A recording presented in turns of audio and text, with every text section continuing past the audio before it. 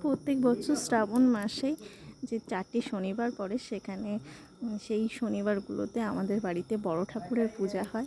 তো সেই বড় ঠাকুরের পূজার জন্য মা আর সেজো দিদা মিলে দেখো সব কিছু গুছিয়ে নিচ্ছে। আর এখানে বাবু দেখো দুষ্টুমি করছে। আর সব যা ফল টল আনা হয়েছে সব গুছিয়ে গাছিয়ে রাখছে। আর এখানে বাবু দেখ দুষ্টুমি করেই যাচ্ছে। এখানে সেজো দিদা আবার কলা ছাড়াচ্ছে।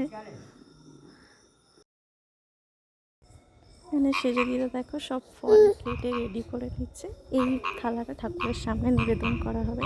তো খুব সুন্দরভাবে দিদা সাজিয়েছে। তো দেখো বন্ধুরা, এখানে কত দর্শনার্থী পূজা করতে এসেছে আমাদের মন্দিরে। আর এখানে বাবু ঘ্যান ঘ্যান করেই যাচ্ছে, কান্নাকাটি করেই যাচ্ছে। আর এখানে মা দাঁড়িয়ে আছে, সব অঞ্জলি দিয়ে সবে উঠে দাঁড়িয়েছে।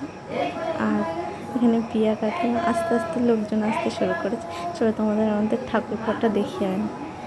এখানে দেখো যতজন দর্শনার্থী এসছে সবাই ভোগ নিবেদন করেছে। কত সুন্দর লাগছে দেখতে, তাই না? ঠাকুর মশাই এখানে দুধ জল দিচ্ছে সবাইকে। আর দেখো আমাদের ঠাকুরটা তোমরা দর্শন করে নাও। আর কারা কারা আজকে দিনে পুজো করছো, বড় ঠাকুরের বার করেছো, কমেন্টে জানিও। ঠিক আছে, দেখো কত সুন্দর লাগছে।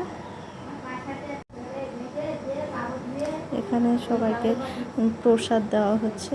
পূজা হয়ে গেছে, এবার সবাই প্রসাদ নিচ্ছে।